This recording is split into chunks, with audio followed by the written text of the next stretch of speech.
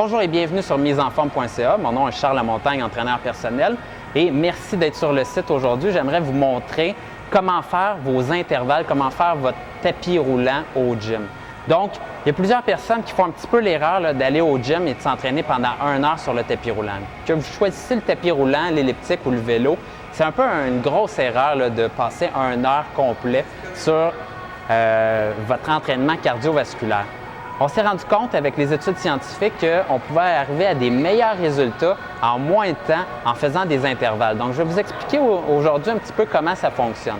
Donc, l'erreur, c'est vraiment les personnes qui s'en vont courir sur le tapis ou faire du cardio, puis là, qui regardent la télé, puis là, finalement, ça fait 1 heure qu'ils courent à la même vitesse.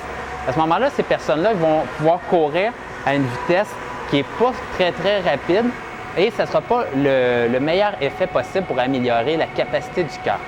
Pour faire des intervalles, ce que vous allez faire,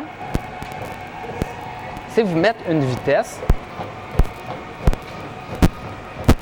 qui va être plus haute que celle que vous auriez fait habituellement pour faire une longue période en continu sur le cardiovasculaire. Et là, vous allez pouvoir vous pousser pas mal, puisqu'on va prendre des pauses.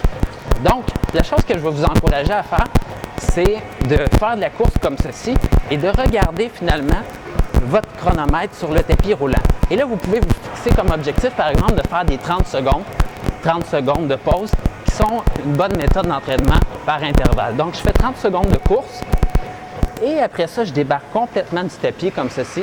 Et là, je regarde le cadran, 30 secondes de pause.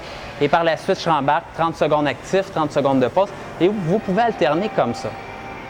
Le principal avantage, c'est que ça va vous permettre d'être plus essoufflé et ça va travailler dans une zone plus efficace encore que lorsqu'on s'entraîne simplement en continu. Vous allez travailler plus fort et ça va stimuler votre cœur à plus s'améliorer. Vous allez brûler plus de calories également. Donc, essayez ça. Vous courez au gym et au lieu que ça soit monotone tout le temps en continu, faites des intervalles différents. Donc, je vous propose d'essayer pour la première fois des 30 secondes actifs, 30 secondes de pause, mais vous pouvez varier également entre des 15 secondes actifs, 45 secondes de pause, ou vous pouvez faire également 45 secondes actifs, 15 secondes de pause, mais variez comme ça et ayez des pauses à l'intérieur de votre entraînement cardiovasculaire.